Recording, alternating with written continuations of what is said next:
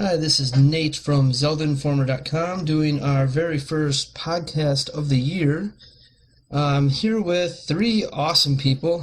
First, we'll start with my co-staff member who really did nothing in the past year until today, Matt, also known as Lefty. How's it going, man? Hey, I'm doing pretty good. That's good to hear. Then we got three guests with us today. First, we got Cody, who is one of the webmasters from Zelda Universe. What's up, man? Yo. Yo. Classic Cody right there for you folks. We also have with us the missing link. He used to run Zelda blog, I believe, and maybe something else. I can't really remember. It's been a while, but how's it going? The Grand Adventures. Oh, yeah, the Grand Adventures. That's right. There's so many old websites. Way back when. Anyways, so yeah, he's here with us. And then we also have Mike, TSA, formerly of Zentendo and the Helia. How's it going, dude? It's going well. Yeah, we're here to talk about Zelda. And there's actually a game that just came out recently, back in December on the 9th, I believe. Spirit Tracks for the Nintendo DS. I'm sure all of us have at least had the opportunity to play the game at this point. So,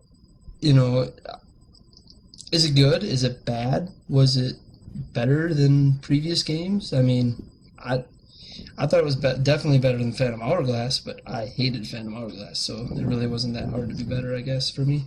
TMO, what did you think about that?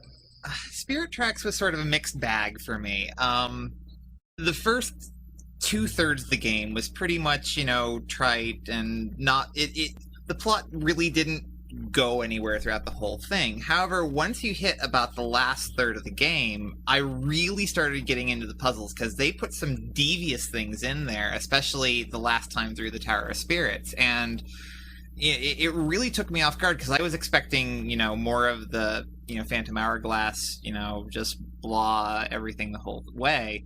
But the last third of the dungeons really caught me. But I really liked the plot and the sailing of Phantom Hourglass a lot more than Spirit Tracks. So, for me, it's sort of 50-50. Okay. TSA, what do you got to say about it? I kind of agree a little bit with what TML said there about it. In particular, about the plot, I think that the game started off pretty well. They give us the plot. They introduced Malladus, this new villain. They introduced that you get to play with, or team up with Zelda through the game. But I think the biggest flaw for me with the story was that the main narrative arc kind of vanishes for a lot of the game. You're presented with this beginning, and it's really well done, and then it's off to each dungeon and going back and forth with very little bouts of exposition each time we return to the Spirit Tower. And that was a little bit disappointing because I really wanted to know more about this new Hyrule, more about the backstory, more about Malladus and the Locomo tribe, but there were bits and pieces here and there, but it was not nearly enough to satisfy my curiosity. So in that regard, I wish they would have done a little bit more, but I did enjoy what bits they did give us. Okay, fair enough. Lefty, what do you think? I know you've only played through the first three dungeons so far, but you kind of get a little feel for the game by then. So what do you think about Spirit Tracks? I definitely thought it was pretty good, but first, like I said, I've never played Phantom Hourglass, never played it, never looked at it, so this was my first time with those touchscreen controls, and I thought they were pretty cool. The game seems simple enough to control. The one thing that I guess it's just a problem for me, I guess hasn't really happened for anyone else. I guess in Phantom Hourglass, when you wanted to roll, you would circle at the edge of the screen or something like that. Am I right? Alright, and in Spirit Tracks, all you have to do is double tap. Maybe I'm just fail with the touchpad, but every time I go to move, Link would always roll, and I would be trying to move, and I would always roll off a cliff or in the water or something like that. And yeah, I was having trouble learning the controls. No, that wasn't just you, man. The every time I wanted to do a jump attack and I didn't double tap an enemy's like perfectly, Link would just like roll into enemies and stuff. So I wasn't happy with that small change either. So you weren't the only one who was having issues with that. Alright, well, that's good to know, because I was asking some other people about it, and they just said, well, you just fail at Spirit Tracks. Made me feel sad. I was probably one of those people. The swordplay did seem a little off this game, much worse than it was in Phantom Hourglass, I think. Well, I liked Spirit Tracks. It was the puzzles were better than Phantom Hourglass. Like it had some new styles of puzzles, I guess, because when you can control two characters, the amount of puzzles you can do broadens quite a lot. So it's nice to have different kinds of puzzles instead of the old ones. But what I didn't like was the required gimmicks, like blowing into the microphone and stuff. It's cool if you can do that optionally, like in the Phoenix Wright games, you can yell objection, but you don't have to, which means that if you're on a train or something, you're still able to play the game. But if you're trying to play the spirit flute on a train, good luck with that. There's so much interference, and then you're gonna have to deal with people staring at you because you're blowing at your DS and stuff like that. Yeah, that was definitely a concern. I know we had several fan letters, fan emails, I should say. Who gets letters anymore? Um, Several emails that people kept asking me like if there was a trick or something they weren't doing right with that spirit flute. I mean, I personally didn't have any problems with it, but I also played the game alone in my room, secluded from the world. So I'm sure not everyone's doing that since, I mean, the DS is a handheld. You're supposed to take it with you. I drive everywhere I go, so I don't get the luxury of getting to play when I'm on the road. But that was definitely a concern fans had. I don't know. I mean, I have to say this because I know there's a bunch of our staff members that like it, and it was actually fiercely debated between the fans on our forums. The whip, I absolutely loved it, and I know a lot of people that thought it was a cheap knockoff of previous weapons and brought nothing to the series. I don't know. I liked it. I thought the whip race was great, and I'm sorry. Every time I heard the crack of the whip, I kept, like, nostalgia from Indiana Jones just kept running through my body. I don't know, maybe that's why I thought it was awesome, but I don't know. Spirit Tracks in that of itself really wasn't. It was good. It's not a bad game. It was definitely more catered to me than I guess Phantom Hourglass was. There was more nostalgia, I think, in the game, but I don't know. I mean, maybe I'm just not. Maybe I'm just not into DS touchscreen control Zelda games. I don't know. I'm not a big fan of the whole control scheme, I guess. Yeah, I would like to say that basically, I know that Nintendo's trying what they're trying to do with the touchscreen. I know they feel that Phantom Hourglass was a good platform to get people accustomed to it, and then Spirit Tracks kind of just like furthered the concept. But I still do not understand why there isn't some sort of hybrid option in Spirit Tracks. Being able to use the D-pad to move and the stylus to control things as well. Yeah, I wasn't the biggest fan of touch controls from the beginning. I know back when Phantom Hourglass came out, there was a lot of people back then that were saying, you know, hey, we have this giant D-pad, why can't we use it? And that was back then. And it seems like, with what you guys are saying, with what I've heard, it's kind of the same complaints all over again. Like, it's not that the touch controls, like, if you do everything with the touch controls is bad. It's just that there should be an option where you don't have to. Because, I mean, there's just too many issues when you're just dealing with everything being controlled basically with one button, which is touching a screen. I think I see where they're going with it, because I think the way that they're sort of separating out their portable and their console Zeldas, it's definitely geared much more towards a casual audience than, say, Zelda Wii probably will be. And so I know that they're trying to touchscreen is mostly intuitive, and they're trying to minimize the scariness of all the buttons and the things that people who aren't gamers will have to remember. But it is sort of it isn't as precise as a button press is, and that's one of the things that was sort of frustrating with the microphone, which is really just a glorified noise detector, and the stylus, which is more or less kind of what you want, except for when it really isn't. Yeah, exactly. I think we can move on a little bit from Spirit Track. Well, actually, first off, before we move on, what would you guys say then? Like, let's just kind of put it in two categories. Casual gamer, or let's do three categories. You got like the casual gamer, like maybe your mom, younger brother, sister, that don't really play video games a lot. Then there's the Zelda fans, and then there'll be maybe people who are more on the hardcore side of things that think Zelda is a good game, but doesn't know if they should try these handheld games. I like to think that I'm a hardcore gamer, but if I wasn't a guy that liked Zelda already, I don't, personally, I don't know if I would enjoy Spirit Tracks as much as I actually did. I mean, if I'm talking about, for my mom or my sister to play, I would highly suggest that they get to play the game. They should play the game. I think they'll enjoy the game. Even with the little problems, they'll probably laugh about it. Whereas I get frustrated, they'll think it's funny that they screwed up. Yeah. And obviously for like a hardcore gamer, like, oh man, I got a lot of friends that play like Modern Warfare 2. I probably wouldn't suggest they play this game if I want them to get back into Zelda, maybe. It's not. I think they'd be turned off, and they'd probably think the Zelda series is a joke. Yeah. Maybe that's just me. Because I think, what do you think, Cody? I think that's what the gimmicks are for. Like, that's the gimmicks are there to impress the people who are seeing this for the first time. To show them, hey, look at our little thing. Look how many little things it can do.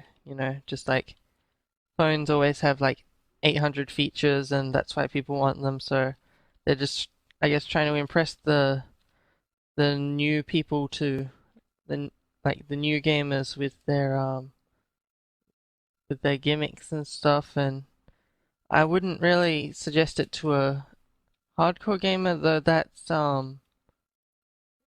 hardcore gamer is a difficult term because there's so many different definitions for that. Like, someone can play Bejeweled for 12 hours a day. They're a hardcore gamer. I mean, they spend all their time gaming, so and yet they would have a different experience with Spirit Tracks to someone who was a hardcore World of Warcraft player. Okay, Lefty, what do you think? We haven't heard from you for, I don't know, 10 minutes, I think? What do you think about it? Well, it's kind of hard for me to really decide. The game does, as far as I know, I've noticed so far as I'm playing through, it definitely gets progressively harder with each dungeon, like the way they have it set up. The first dungeon, that forest one, was a piece of cake. You could, little sister, grandpa, anybody could beat that dungeon and not have to blink an eye or anything. But as you get into the next dungeon and the next dungeon, and from what I've heard, that fire dungeon, it gets a lot harder. Am I right? Yep. Alright, well then I guess I would put it for Zelda fans, because I know my little sister's playing through the game right now, and I can only imagine when she gets to the third or fourth dungeon how many times she's going to be asking me for help, and how much annoying it's going to be, and how much she probably shouldn't have started playing the game in the first place.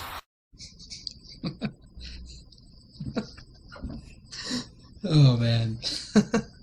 TSA, what do you think about the whole question proposed, although it seems that we kind of generally agree so far? Well, I think that, even generalizing it to say, is it for, as you said, casual, hardcore, or Zelda fans, I think that Spirit Tracks has appeal to all three of those, actually, but I would say that, it's not going to appeal to every Zelda fan, obviously. It's definitely going to appeal to the Zelda fan that enjoyed Phantom Hourglass, is looking for more of that. It's definitely a good expansion from that experience. Definitely going to appeal to the Zelda fans that like the Wind Waker, because it has a lot of the art style elements, a lot of the same vibe from it. It's definitely a much cuter / friendly and fun type Zelda game. so it has an appeal to, I don't hesitate to say, the younger audience, but it definitely has that appeal as well. But I mean, as someone said earlier, is it going to appeal to someone who plays Modern Warfare 2? I mean, possibly. I don't know everyone who plays Modern Warfare 2, but someone who's into those types of games. But that's because of their preferences, not because of how hardcore they are into the game. How hardcore they are, yeah. Yeah, definitely. I mean, because some of the stuff you can do. I mean, who was it that pointed out on one of the sites I read, one of the videos you guys put out recently about trying to get all the rabbits, how it could take like half an hour to hours to just get one rabbit in an area. I mean, that's some dedication right there. And if you don't cheat to get all the treasures like a lot of us did, getting all the train cart parts, that was a nightmare as well. But I mean, it definitely has a lot of appeal, I think. It's got a lot of good like action sequence moments in it, or these really well crafted sequences, such like the minecart mini game, or even the boss with riding on the minecart. I mean, these sequences are really well done. But obviously, it has just as many things that it doesn't do well. I think its biggest like core mechanic, the train, ended up being one of its biggest flaws. So it got a little bit tedious towards the end. But I mean, I would say it's got a good appeal. It definitely will appeal to those who want a more accessible type of game, that are looking to get into gaming. And you didn't give Phantom Hourglass a try. Spirit Tracks has a little bit more substance to it. I think it definitely will appeal to most Zelda fans, and those who are looking for something on par with like World of Warcraft, or something with a lot of action and stuff like that. Maybe not so much. So it's not too traditional in this sense, but it's still a pretty good game. That's actually a good point here, because we should kind of get into the next topic, which is the Zelda Wii and the upcoming game that is coming this year, coming next year, whenever it actually comes out. First off, what do you want, and what do you think is actually going to happen? And let's start with TML this time. Story is why I play games. That's about 90% of anything, and then as long as you have good gameplay on top of that, I'll be a happy camper forever. So I definitely want a story, and I want two things out of the story. I don't want it to be the same trite, Ganondorf has kidnapped Zelda, we need to go get the Master Sword and 3 of something else, and then we need to go kill him just to get, the Triforce of Power out of his hands. It's tried, we've done it, every console first release, that's been the basic story. I don't want that. I want something else, and I don't know exactly what that something else is. I think they can come up with something pretty darn creative. The other thing that I want is, I want a good final boss that isn't Ganondorf. That has been the closest they've come to that. But let's be honest, Malladus wasn't, I didn't feel threatened by him, it was just whatever. Bellum from Phantom Hourglass, he didn't even, emerge until the very end of the game. Majora's Mask was actually fairly good, but, we haven't seen him since, so, I want something that sort of, it strikes fear into me, because I haven't felt that, Zant felt that way for a long time until his temper tantrum, and I was like, okay, I'm gonna kill you now, and hopefully you don't mind too much, but, that was it. It was like, it was like character assassination right there, so... I'm hoping for, I'm very inspired by the fact that they are saying, yes, we're going to, make this a much grander scale. And so we have the exploration, we have hopefully a decent plot, and as long as it's not the same plot over again, which I think they'll probably, figure out since they've realized they've been doing it, I think I'll be happy. Okay, let's go with Lefty. What do you want and think is going to happen with the next game? Well, I touch on what TML was talking about with the story. Don't do what they did with Twilight Princess, in the sense that it seemed like it was going to be an epic story, lots of background, all sorts of things could be happening all at once. You get past the first, I think it was 3 or 4 dungeons, and then you're looking for the pieces of the mirror, and it just kind of the bottom drops out. All this story, all this build up, everything, and then you have what was 4 or 5 dungeons in a row getting those mirror pieces, and there was no story, nothing was added in those parts, and the game just got boring at that point. And then there was Zant with his temper tantrum, it killed him, and then Ganondorf was thrown in at the end. So once you started getting those mirror pieces, like I said, the bottom just kind of dropped out and the game just seemed boring. So in Wii Zelda, I want the story to be able to last, feel epic, and the whole way through, not have a bottom drop out, you know what I mean? TSA, what do you think about the future of Zelda? In terms of what I want to see in the next Zelda installment, I honestly would like to see, I'll make this as simple as possible, I'd like to see the design and concept of Team Ico's Shadow of the Colossus mixed with the basic gameplay of the original Zelda. Combining those two elements together, I think, would make, for me, the ideal Zelda experience. This sense of overwhelming loneliness and isolation in this massive world, which you have no idea what it's about, and you have to go out and explore it. And there are these giant, intimidating creatures who would be the bosses in the new Zelda game, whether they're in dungeons or not in dungeons. I mean, that might be an interesting concept, is to change up the structure of what a dungeon is in a Zelda game. They didn't. I think the biggest hint of that was maybe in Twilight Princess with the mansion on Snow Peak. Everyone was like, that was one of the most unique dungeons in a lot of people's minds. Yet it was like this little mansion on the edge of a cliff, and it wasn't really a normal dungeon in the traditional. I mean, it was still structured traditionally like a dungeon, but didn't look like a dungeon to some people. But I would like to return to that feeling I got when I played like the original Zelda.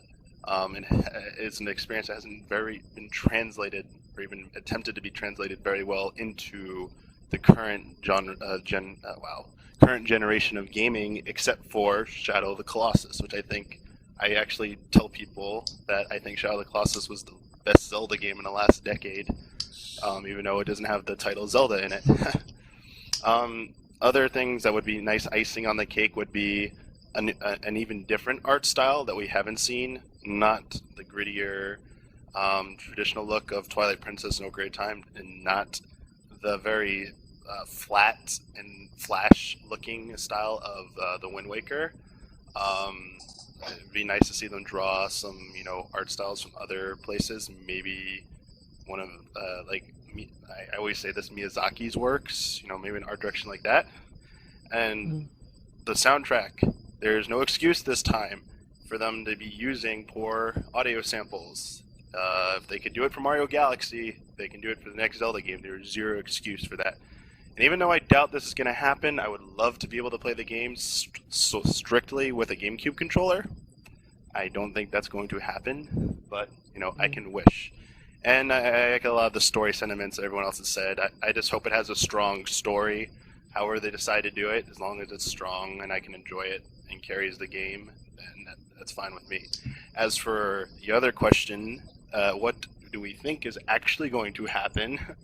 I think it's going to be a game that's going to be stylized a little bit more like Twilight. It's going to be more like Twilight Princess style, and it's going to be using, obviously, Wii Motion Plus. And that's really all I really can say definitively about it, which is as much as everyone else knows about it. It's kind of a big mystery right now. Cody, you got anything to add to that at all about the next Zelda? Yeah, well, mostly I agree with a lot of the earlier points. Like the story, it would be nice to have a big complicated story, but I guess I'm the sort of person who enjoys like Final Fantasy games that are like 90% story, and obviously a whole bunch of people hate that, so you have to find a balance that makes it not unbearable for some people. I don't like the dungeon. I don't like the current dungeon system where it's sort of you go into the dungeon to get the piece of whatever, and then you get an item in the middle, and you use that item to defeat the boss, and then the item is never seen again. That's one of the big problems I had with Twilight Princess was items that never get used again after you leave that dungeon. I mean, there's plenty of examples of that. And also, I agree with the Ganondorf thing to an extent. Like, I don't mind if he's in it as long as he's not, as long as he doesn't pop up like a jack-in-a-box at the end. Like, I'd want him to actually be involved in the story. Because Twilight Princess, it's sort of like that was the main villain, and then they were like, whoops, we forgot Ganondorf, and they added him in at the end. And that's sort of, which is basically the basic plot to like 5 Zelda games. It would be nice if Ganondorf is in it, he doesn't just pop up and then blast off like Team Rocket.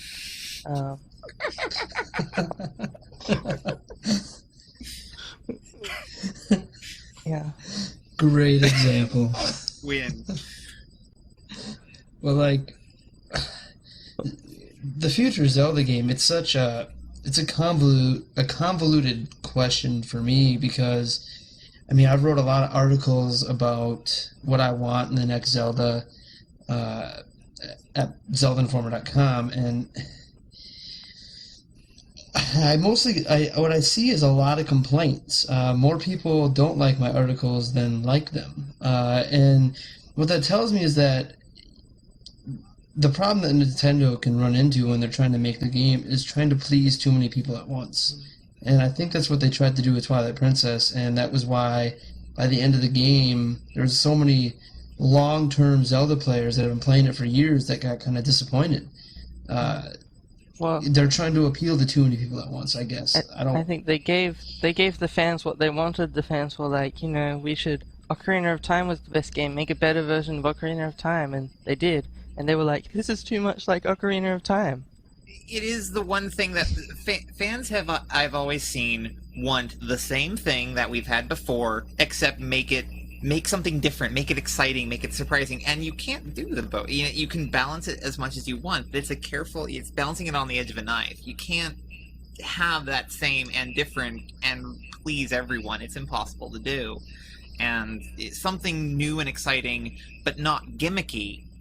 That's the real ticket of what they need to do, and they have to tap into their creative minds to find something that is shocking and new, but still is an homage at some level to what they've done before. Yeah, like I'm just gonna throw this out there, and it's completely speculation, based on how they keep talking about Wii Motion Plus and how playing with the sword has been a lot of fun so far.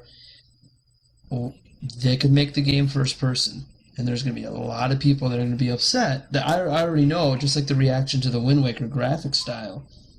People are going to see the first person and be like, what is this? I don't play Zelda to play, like, Oblivion. I like the third person. I like being able to see my character. And, in playing, like, Wii Sports and Wii Sports Resort and seeing how Wii Motion Plus works and everything, I mean, it's a high possibility that if they go one-to-one controls, we could be playing first person.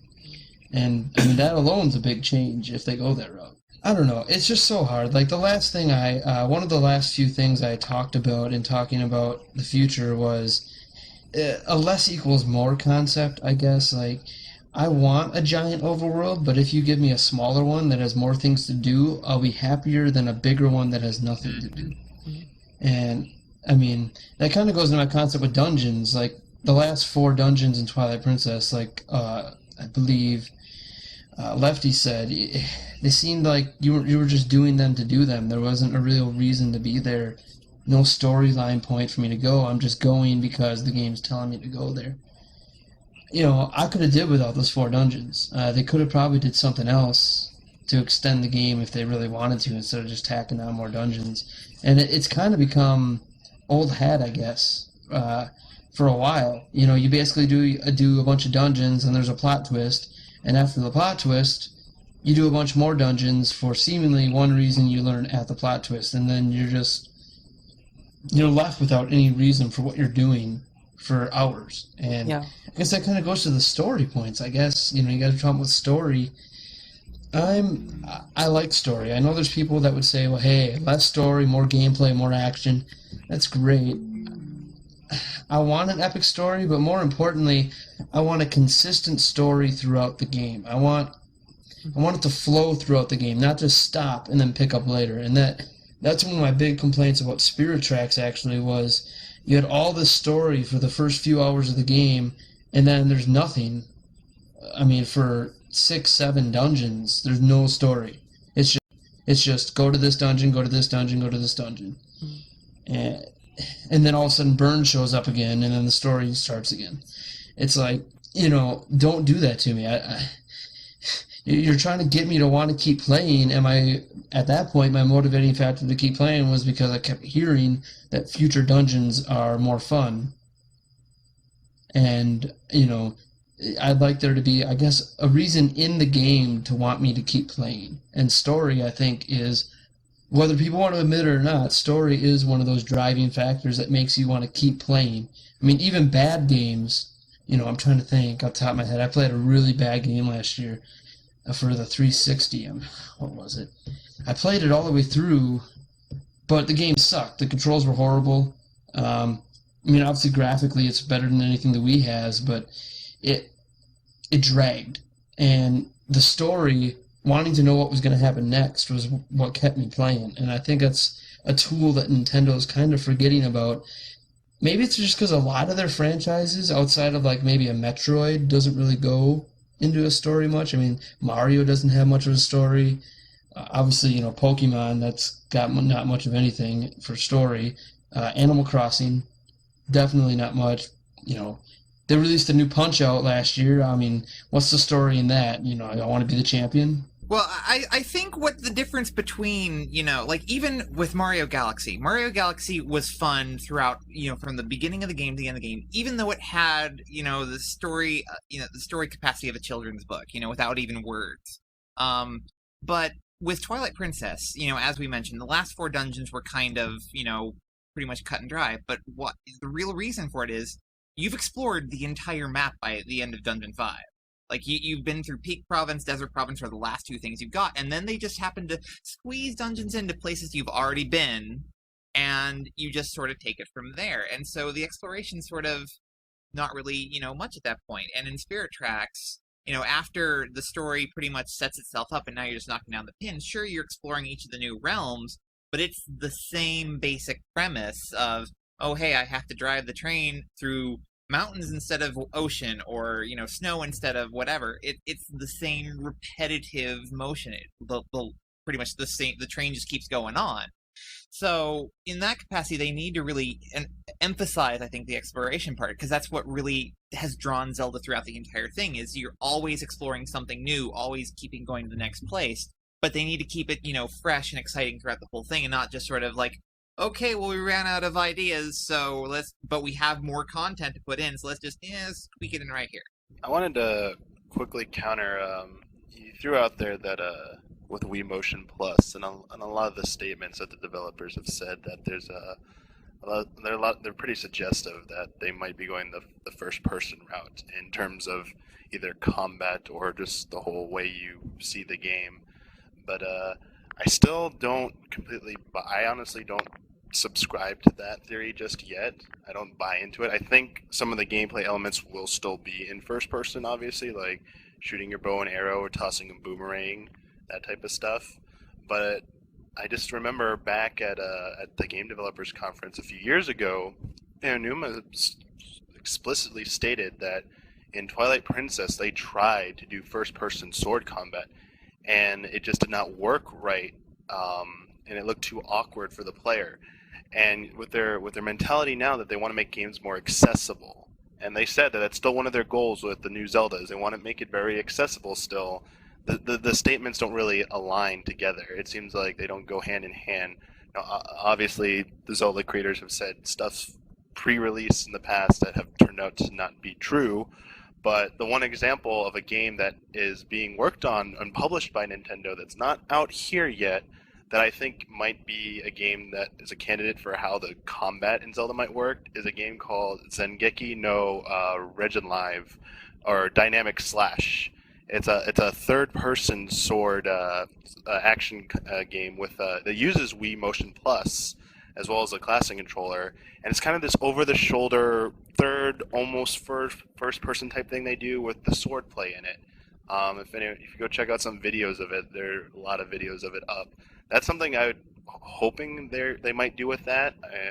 That's something I think that is workable with Wii Motion Plus. That would fit into their mentality of being more accessible, rather than being full first-person combat, which I think is a little too extreme. Yeah, well, I mean, they can make it situational, like maybe if you are Z target or whatever, then it switches views to a perspective that makes it easier to to use the sword with the Wii Motion Plus. It could be situational. I hate to nag on the specific example you just gave using the targeting. That was actually the exact example that they showed at GDC, is that when you locked on to a Staphos, the combat switched into first person at that moment you locked on. And they said that was a really bad, not a good idea at the time. They didn't say bad, they just said it was not they would want to go forward with the direction of this series. But I do agree with your point that there could be situational occurrences that come up where it would be relevant to go into first person, like maybe a quick time sequence or one unique battle would go like that. I just have a hard time seeing the entire game's combat system going into first person, especially for swordplay.